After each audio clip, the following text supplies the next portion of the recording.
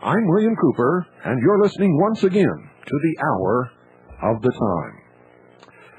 Well, ladies and gentlemen, I hope you all enjoyed the tape of Stephen Jacobson that we did last night.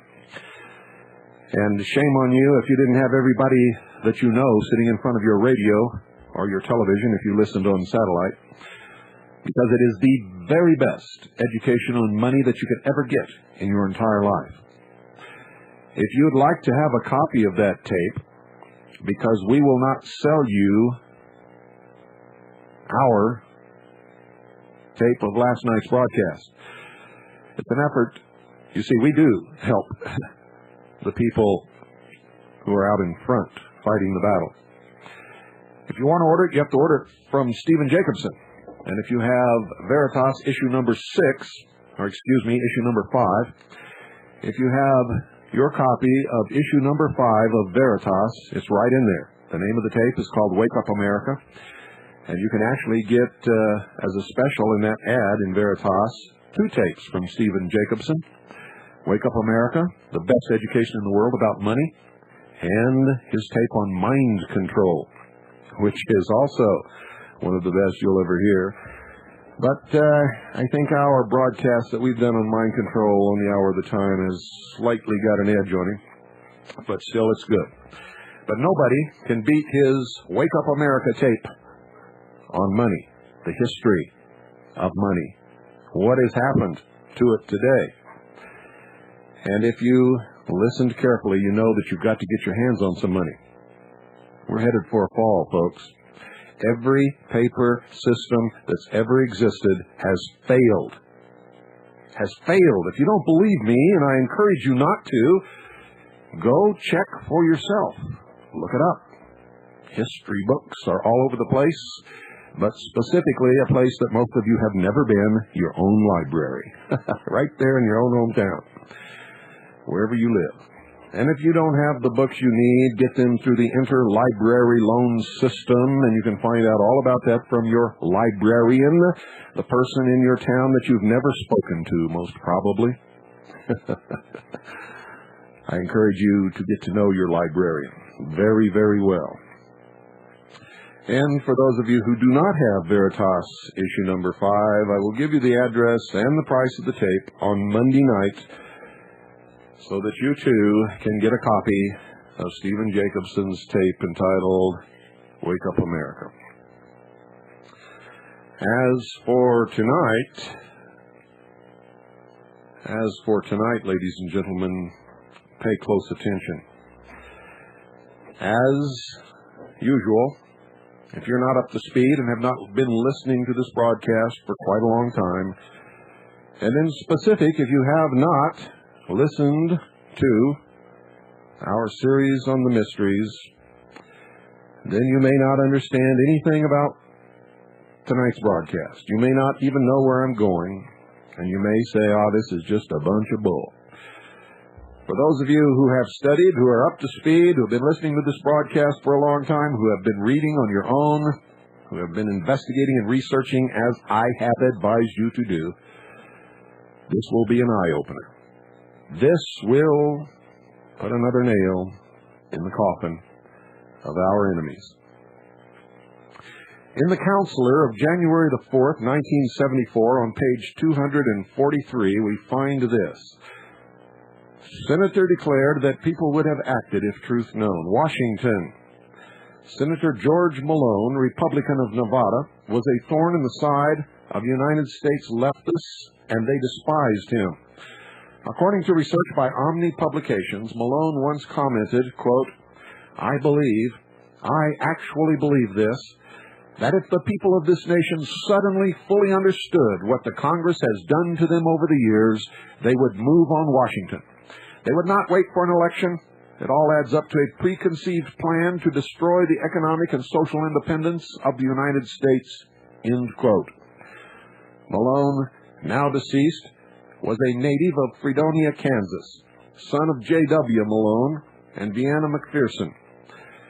He was one of a large number of 32nd-degree Freemasons who remained loyal to American traditions.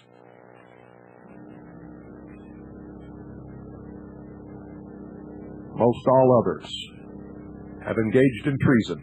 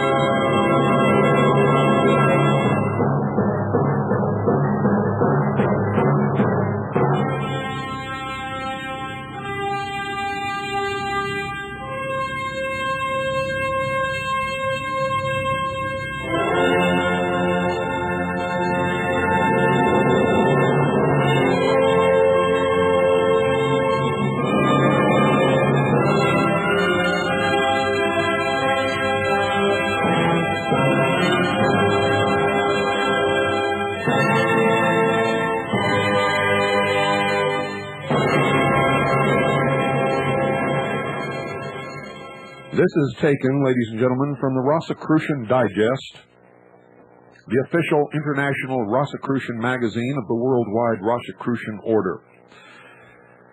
Volume 19, number 5, June 1941.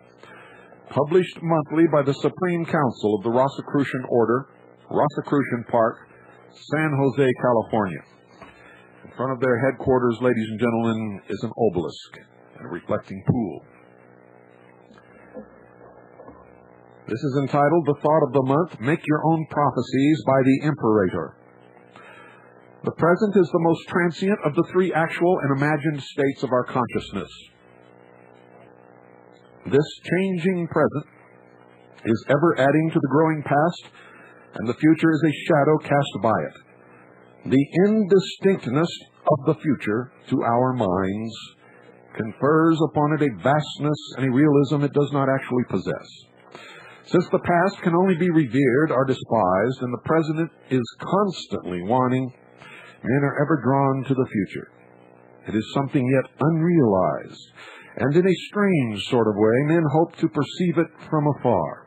Thus they seek to choose from it in advance what they want and discard what they do not like, as a housewife selecting fruit in a marketplace. The more unstable and shifting are the present times and circumstances, the more men scramble to find some landing place in the future. Men cannot perceive as an actuality what as yet has no substance, rather than admit, however, that the stuff of which the future is made is in each moment of the present. They think the vision they need is possessed by a chosen few.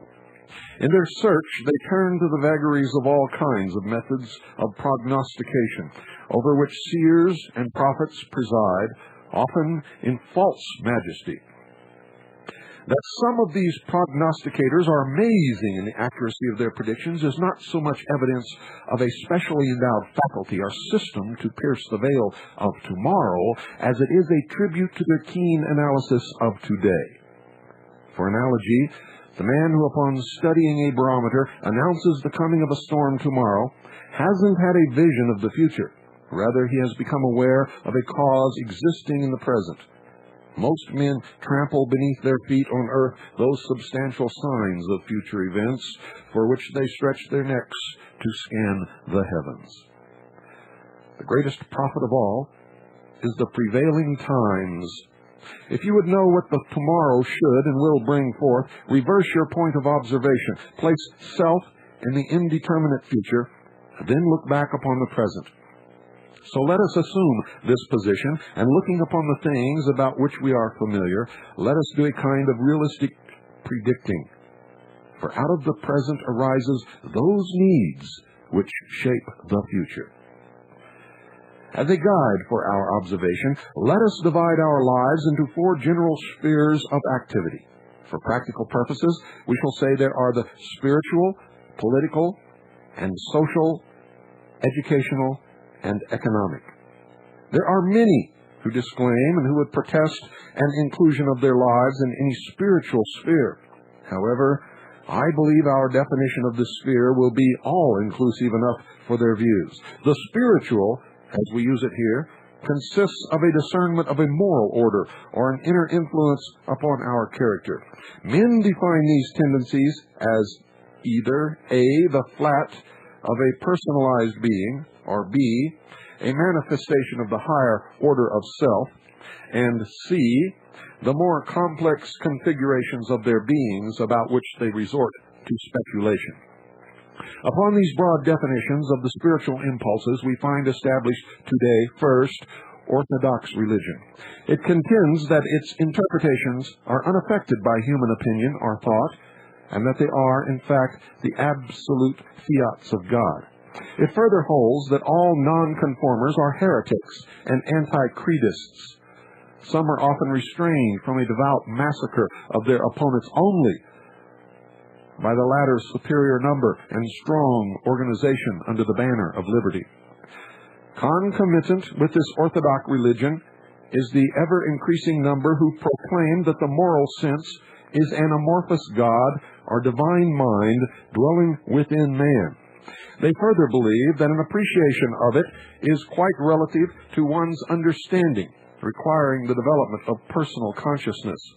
This mystical conception, irreconcilable with Orthodox religion, often unfortunately produces a smugness among its adherents.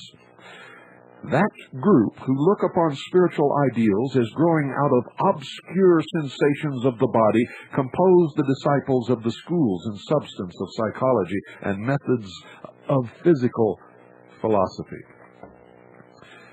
What then does the future hold for religion? We predict a mystical pantheism as the religion of tomorrow. The central doctrine of this religion will be that a universal intelligence as a series of concatenations of causes, creative and perfect in its whole, pervades everywhere and everything. Though it is absolutely impersonal, it provides in its perfection for a faculty in man, through which he can draw upon it to prevent and remove any discordance within himself or the spheres of his life's activities. The creed of this religion will expound that all things, in essence, will be united with man and of him and he of all else. It will not alone be a faith in the brotherhood of man, but a brotherhood of being. It will also proclaim that man can be no closer to this universal mind than what he can come to self. It will further teach that if he finds himself in the shadows, it will not be because he has been forsaken, is being punished, or must be redeemed, but that intentionally or inadvertently he has turned from the inner light. There will not be churches, but a church. There will not be sects, but degrees and grades of comprehension, initiation, if you will. From one to another will man advance as he proves himself competent. No men will have absolute comprehension of this universal mind, for they would have to be aware of all of those things which it comprises. Likewise, therefore, no man will have a wrong conception of it, for each state of consciousness will be related to the individual's personal attainment. As to the next sphere, the fundamental ailments of our present international political order are all too apparent. It is from a dispassionate survey of them we can realize the need and predict the eventual remedy.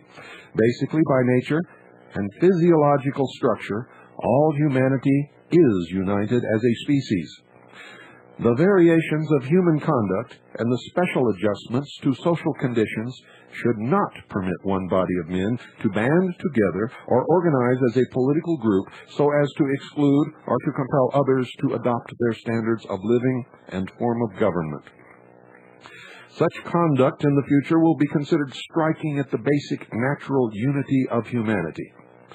Thus, the multiplicity of social states, countries, or nations will cease to be. With their disappearance will go those conflicts and misunderstandings which are engendered by unnecessary rivalry for supremacy and domination. The world will be redivided, not into political districts or states, but into zones. Each zone will be determined by the physical aspects of certain areas, that is, its natural or geographical environment and prevailing social and intellectual level of the populace. The zone, for example, of what is now Sekondi, Gold Coast, South Africa, will have no lower or higher status in this new political order than the present Atlantic seaboard of the United States. The people of each zone will be vested with the right to elect a representative who by examination proves his thorough comprehension of the conditions of his zone and its people. These representatives will form a World Congress or Council. This Congress will in turn elect for prescribed terms the executive officers of the one united world state. And this World Congress will adopt a constitution which shall consist of such articles as will be for the preservation and furtherance of humanity's inalienable rights, which, of course, will not conflict with the inherent differences of the peoples of the various zones. There will be the further adoption of laws for each zone, particularly to their needs as foreseen and recommended by their respective representatives and consistent with the spirit and purpose of the World Constitution.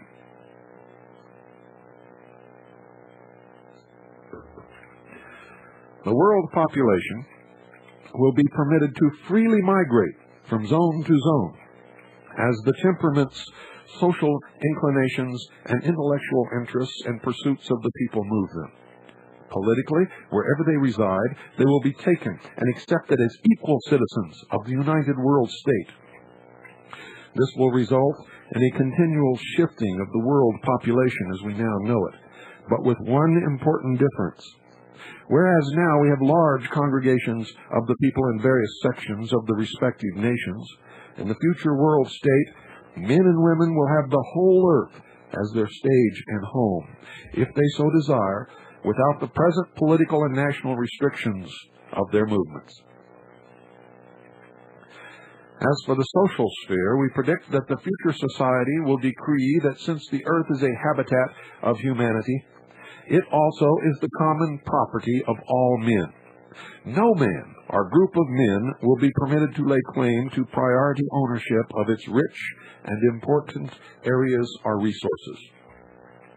Men will be allowed to occupy a limited extent of land for home sites, for cultivation, and for industrial or manufacturing production and cultural pursuits. No one will be able to occupy land to the point of exclusive control or monopoly of any natural resources, or so as to interfere with the rights of others to also enjoy and occupy land. Men will retain their possessory right and control of those things which they create from mind or produce or derive from their personal labor and efforts. The restriction being that they do not conflict with the wealth and natural resources which are and remain the heritage of all humanity. The system of jurisprudence will become completely reorganized, rather transcend the present obnoxious imperfections. Judges of the civil and criminal courts of zones will be selected by examination and unquestionable qualifications. Such qualifications will not merely include a knowledge of the science and philosophy of law, but as well as intellectual breadth, which comes from a freedom from any allegiances which might bias a decision. Juries will likewise be accepted by examination. The fallacy of the traditional belief of their peership will be abolished. Men must see clearly, eye for eye, before they are qualified to think or judge alike. The prospective juror's education, experience, and ability to comprehend the subject matter of the case will be determined in advance, assuring greater equity to all litigants. Further improvement in the system of jurisprudence will be the compulsory filing of a bond by a plaintiff when he institutes an action.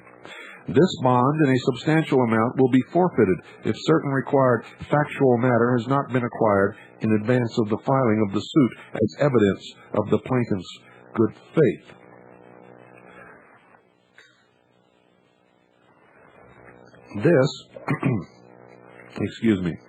This will eliminate the legal extortion now in practice, whereby suits are filed containing charges not possible of proof under the sanction of the Information and Belief Clause, and for the sole purpose of attempting to coerce the defendant to settle outside of court to prevent continued adverse publicity. Further elaboration along this line of improvement will result in compelling suits which have once been filed to be brought to trial, unless a judiciary body decides that a very good and sufficient reason for not doing so has been established. This will discourage actions which are now filed solely for intimidation, without merit, and without the intent to bring them to trial. The entire theory of what constitutes the freedom of the press and its agencies will be revised. The present perfidious freedom of the press will be restricted insofar as it amounts to an abuse or is conceived as a mandate to exploit the reputations of peoples and institutions to advance its circulation for pecuniary interests. The so-called free speech of the press will be further curtailed, where under the guise of stating factual matters, unwarranted innuendos are added, expressing the bias of the press, and given as opinion are news comments. This information of the American press, in particular, will begin within the next decade. This reformation of the American press, in particular, will begin within the next decade. The world state will provide and maintain community hospitals, sanitariums, and clinics for the care of the sick and injured. These hospitals will be provided with capable staffs of physicians and technicians. Taxation will be adequate to meet the expense. Physicians of all approved schools of therapeutics will be paid by the state, and their entire professional services will be absorbed by the state. A graduated scale of salaries will be paid them in accordance with their experience and ability. Periodic tests of their efficiency will be made, compelling them to keep abreast of the latest findings of their particular system or school of therapeutics.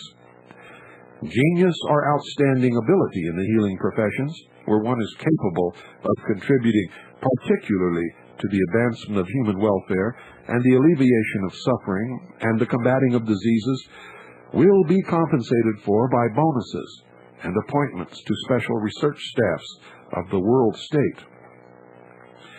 Every citizen will enjoy these health benefits and guarantees, just as he does now elementary public school education in the United States, without direct cost or expense to him. In the sphere of education, we will not see the cessation of private universities or colleges. Public universities and colleges will, however, be increased throughout the world state, for which no fees for attendance will be required of the student. Strict entry examinations, a rigid curriculum, and study requirements will eliminate overcrowding in the fields of specialization. The World State Council, our Congress, will compel vocational analysis, which will be a highly developed and dependable science, instead of the maladroit system now in use. No individual will be permitted to study for a profession who is not intellectually or temperamentally suited to it.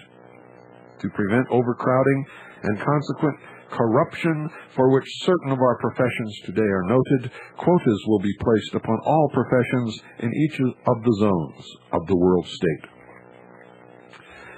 Educational and vocational councils will continually develop and formulate new professions to compensate for the control and restriction of others. Personal failures in society will be reduced by the ingenious method of free analysis of the psychological disposition, inclinations, and aptitudes of the person, which will result in finding him when he cannot find himself. In other words, they're going to give you a test. They're going to tell you what you're going to do for the rest of your life, and that's what you're going to do, just like the Soviet Union has always done. When the cause of the individual's failure is found to be pathological, treatment will be conferred upon him at the expense of the state to convert him into an asset rather than a social liability. That means if you say no, you're going to a mental institution. Most of what I've imparted to you already tonight, ladies and gentlemen, you can see in action today. Don't you know that they're instituting into the school systems now a method of determining the vocational bent of a student at an early age so that they can direct the training of the student right as this describes?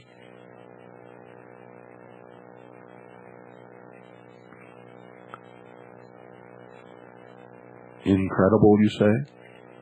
Impossible? Look around you. This is an old plan. And this is right from the horse's mouth. It has already been put into action. It is happening as we speak.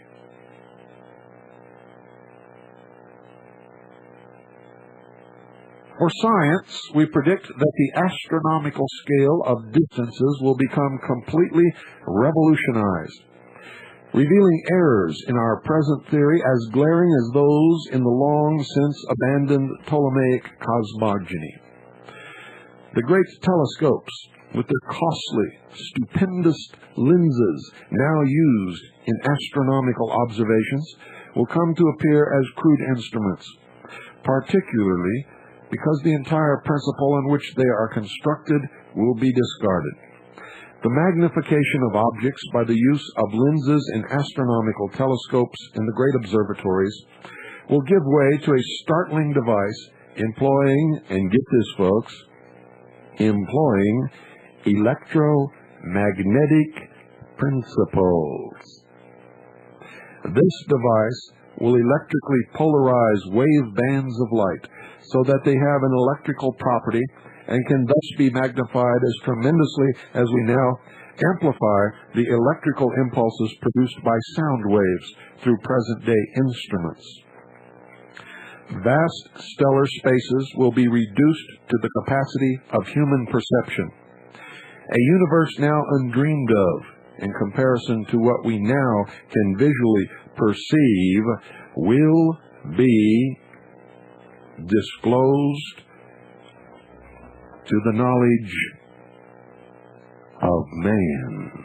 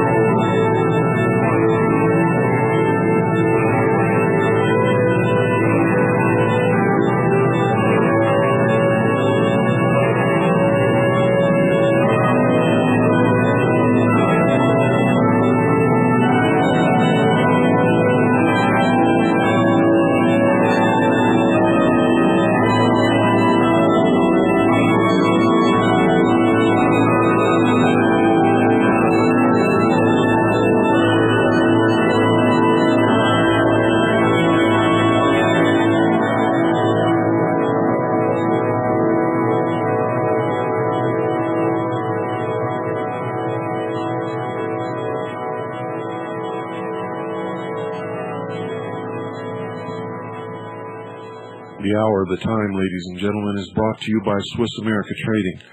They are the purveyors of the real stuff that Stephen Jacobson was trying to tell you about last night. Real money. Real money. And by the way, the next issue of Veritas will have a revelation to make based upon the pressure put upon Washington, D.C. by issue number 5 of Veritas and the letters written by those who read Veritas. The United States Treasury has released some startling statistics, so make sure you don't miss the next issue number 7. Issue number 6, folks, from what I could tell, is all gone. Real money. You know, when I was a kid, we used to, every once in a while, come across a real silver dollar. And we didn't understand the importance of what we had then, but we knew that it was worth a lot more than anything that I have seen lately. And even in our young foolishness, we knew it. We could feel it. It was heavy. It rang when it dropped upon a table or rolled across the floor. It was silver. And I knew people who could drill a hole in the middle of a silver dime, put it on a small anvil and tap it with a little hammer and make the most beautiful jewelry you've ever seen. They were Indians. And they still do it. Ladies and gentlemen, if you learned anything last night, you learned this. That unless you have real money, you have nothing. Unless you have purchased items with real money, you have not purchased them and you are not the owner. And that by the creation of money that did not exist and loaning it for interest, the people who control the money have stolen the nation. And unless this is corrected soon, the only way the debt will be paid off is by perpetual method of indentured slavery, a system of never-ending debt in a classless society chained to a computer. Unless we wake up, that is what we leave our children and our grandchildren and our great-grandchildren, and with each successive generation, the control will be cemented that much more until liberty, if it is remembered at all, will be like a distant wisp of smoke across the moon. So call now and get your hands on some real money. Start using real money and real items, real commodities, real things as barter in trade. And if you can't find a merchant that will accept that, go to another merchant who will. People, ladies and gentlemen, are waking up. Not as much as they should, nor will they ever fully be awake.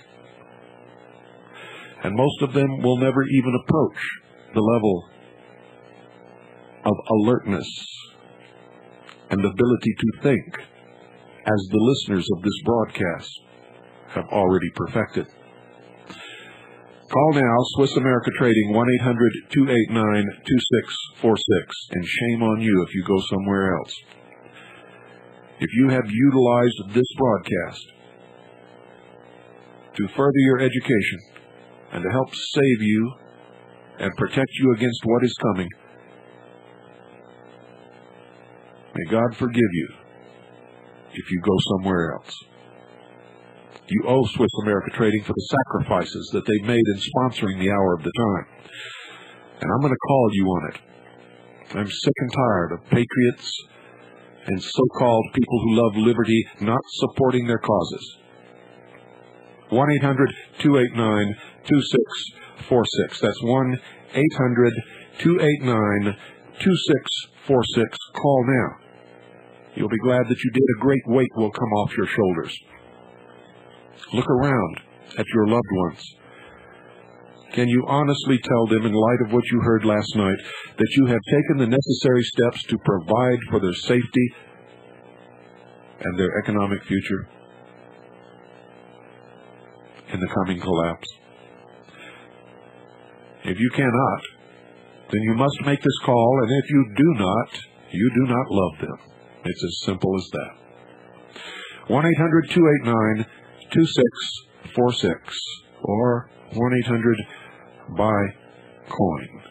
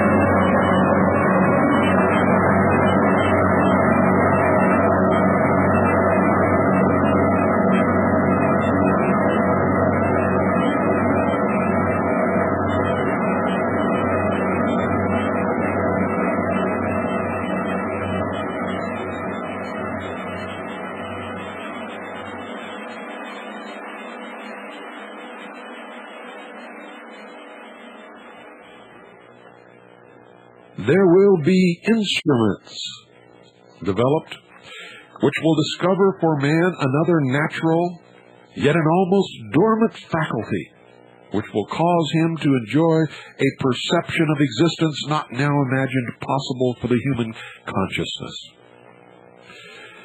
This new faculty of perception will reveal intelligences existing elsewhere in the universe, which now we have no means of discerning.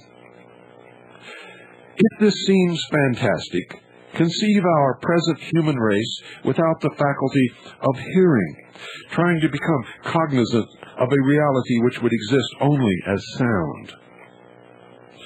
Suddenly given hearing, would not their realization of the new realities be startling to them?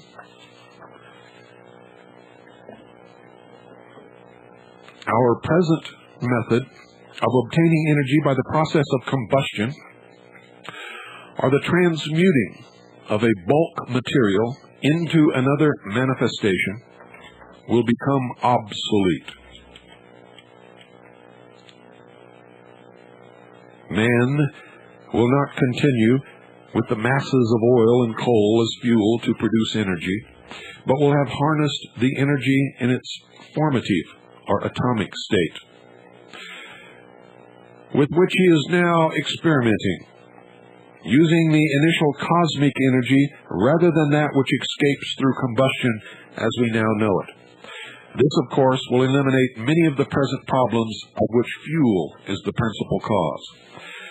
Now, ladies and gentlemen, in case you've just tuned in after the beginning of this broadcast, I am reading verbatim from the Rosicrucian Digest, the official international Rosicrucian magazine of the worldwide Rosicrucian Order, published monthly by the Supreme Council of the Rosicrucian Order, Rosicrucian Park, San Jose, California.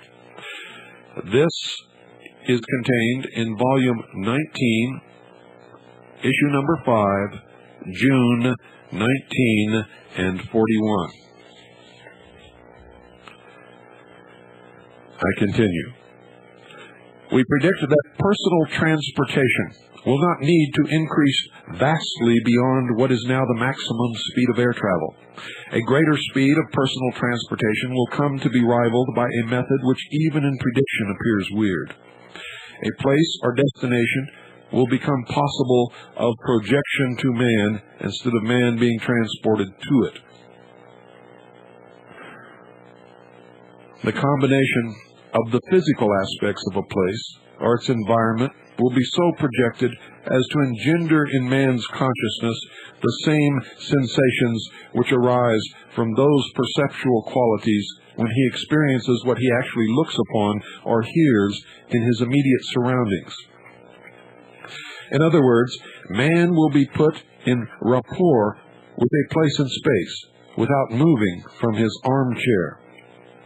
He will enjoy as complete emotional and psychic response to the projected impressions he receives as if his immediate surroundings had been transformed into them. Now, how do you suppose, ladies and gentlemen, these people understood virtual reality in June of 1941? I continue. Not just one or two of his objective senses will be engaged, but all may be simultaneously, or at least the number necessary for the complete realization of the place or thing. This will not be done in a physical or divine sense, but by the means of employing material instruments of science. What we now experience as radio, and added to it what the imagination can conceive as accurate color television pictures, can only provide us with a very crude idea of this future miracle we now predict. Ladies and gentlemen, did color television exist in 1941? In the economic sphere, we predict unemployment held at a constant, proportionately low level. This will be effected principally by the fact that men will be able to gravitate to work of their own ability and experience anywhere throughout the world state. Men will not be huddled behind nationalistic barriers or frontiers as now, if some plight befall a particular zone or region in which they live. We further predict that prices will be graduated to meet the purchasing capacity of the peoples of each zone of the world state.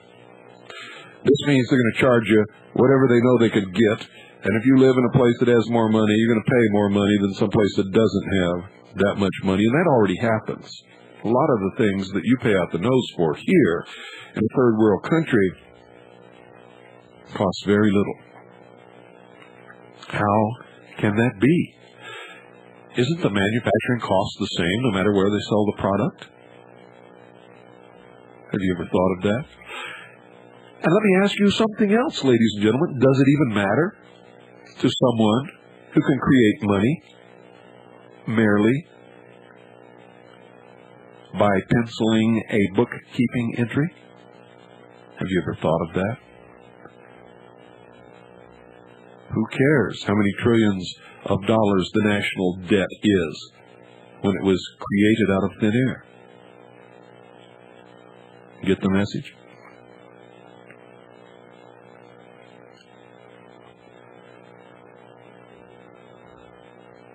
This will be accomplished in the following manner. The people of a more affluent zone will proportionately pay more for the same commodities. See what I mean? The greater difference as profit will be used to make up the variation in increased production cost of the same articles in different sections of the world state. Consequently, the average production cost of a commodity, taking into consideration its cost wherever it is produced, will be the one that will be established, eliminating the possibility that a producer whose costs, because of matters beyond his control, would not, as now, be able to compete with his own product. Working conditions will be established by a council of the world state upon the recommendations of the representatives of the peoples of each zone. These recommendations to be founded upon the varying conditions of the topography and geographical factors and temperaments of the people of each zone. There will be no limit placed upon the personal acquisition of wealth. There will be, however, a supervision of its control and the manner of its application. Wealth, as we have heretofore predicted, will be prohibited from purchasing the control of sources of natural resources, large tracts of land, and from holding in any manner what the world state and its citizenry need. The power of wealth will consist only in its being put into circulation again through proper and permitted purchases. Begin today. Look around you at the world, and then with your impressions and experiences in mind, resort to introversion. Look inwardly upon the mirror of your own mind and see if you do not find reflected there from your experiences the vision of tomorrow. Be your own prophet. Make your own prophecies. And I submit to you, ladies and gentlemen, that this was not a prophecy. This is the dissemination to the adepts of the plan in a manner that will not alarm the public. Think not? Think I'm whacked out? Think I'm absolutely crazy? Well, I know that the normal listeners of this broadcast don't, because this is the most intellectual, most truthful broadcast upon the face of this earth today. Bar none. And so I submit to you the proof.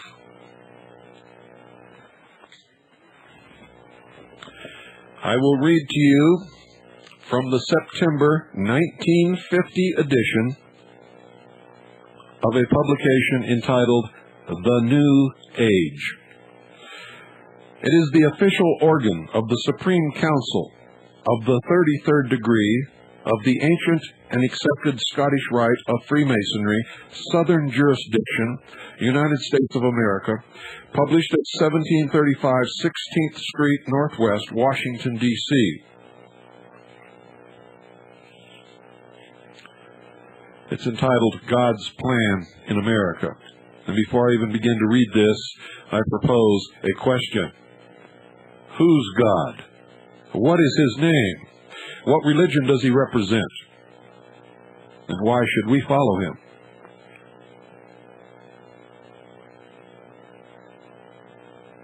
Listen very carefully, ladies and gentlemen, for this is in their own words. I repeat, this is from the official organ of the Supreme Council of the 33rd degree of the ancient and accepted Scottish Rite of Freemasonry, Southern Jurisdiction. I quote, God's plan is dedicated to the unification of all races, religions, and creeds. This plan, dedicated to the new order of things, is to make all things new. A new nation, a new race, a new civilization, and a new religion, a non-sectarian religion that has already been recognized and called the religion of, quote, the Great Light, end quote. Looking back into history, we can easily see that the guiding hand of Providence has chosen the Nordic people to bring in and unfold the new order of the world. Records clearly show that 95% of the colonists were Nordics, Anglo-Saxons. You see, folks, they verify what I've been telling you all along. All of this is racial. All of this is about the white race being the superior race, to pull the other races up from their lagging level of evolutionary development into the new age, of course, by the guiding hand of the Nordic or the Anglo-Aryan races of the world, all of the races inferior. I continue now as they verify everything that I've ever told you on this broadcast. Quote, looking back into history, we can easily see that the guiding hand of Providence has chosen the Nordic people to bring in and unfold the new order of the world. Records clearly show that 95% of the colonists were Nordics, Anglo-Saxons. Providence has chosen the Nordics because the Nordics have prepared themselves and have chosen God. They are not church worshippers, for they worship God's Word, the Holy Bible.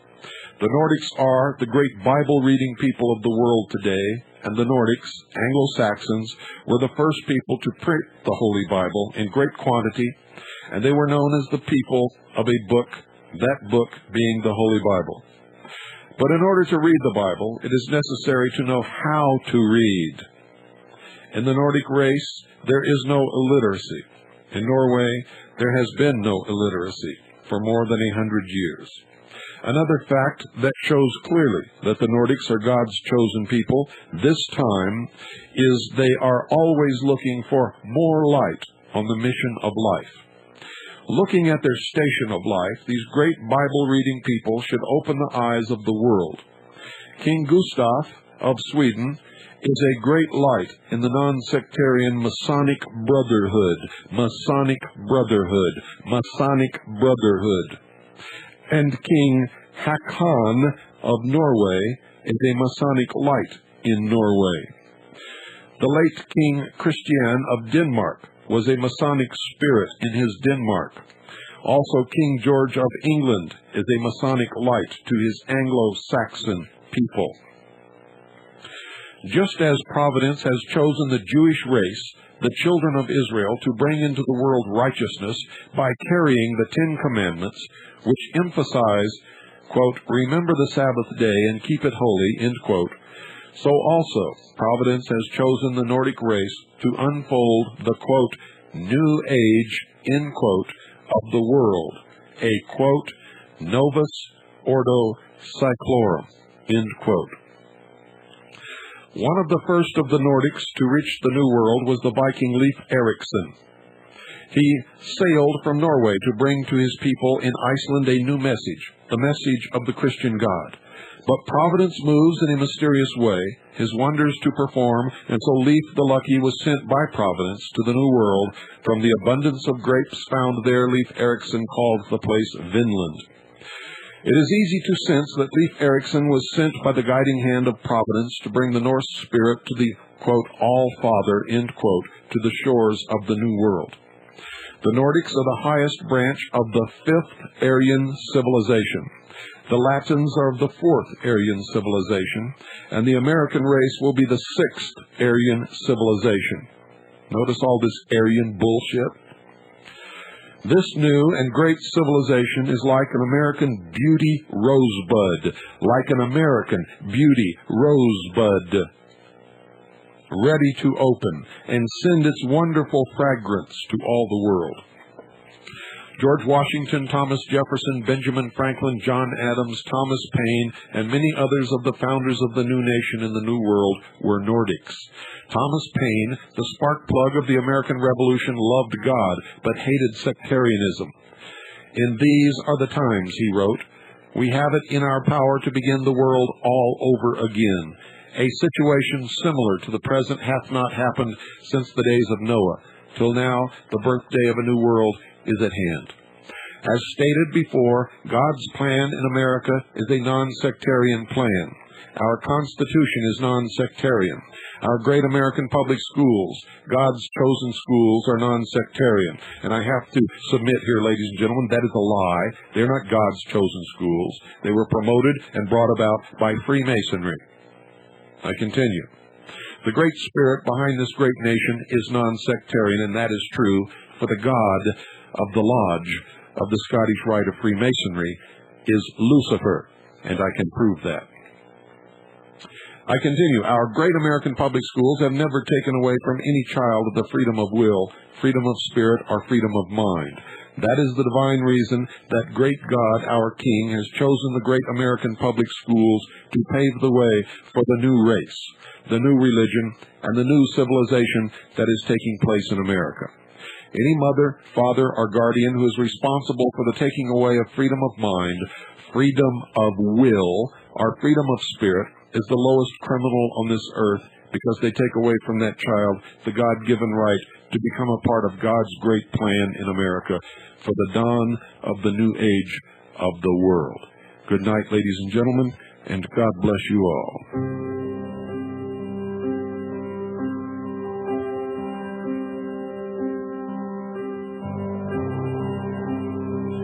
You will notice the absence of the name Jesus of Nazareth in that tome.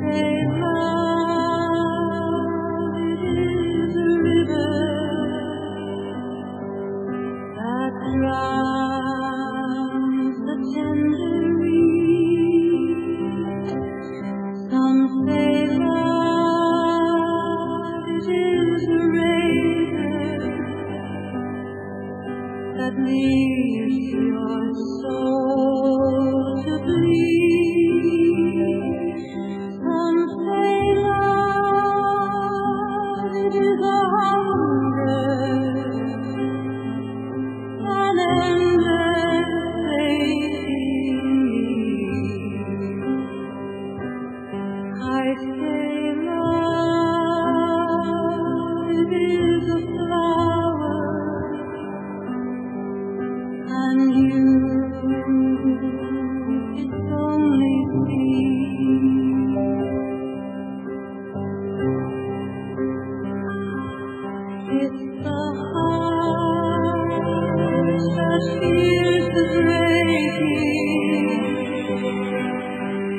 that never leaves the ground. It's the dream afraid of waking, that never takes the chance. It's the one who won't be taken, who's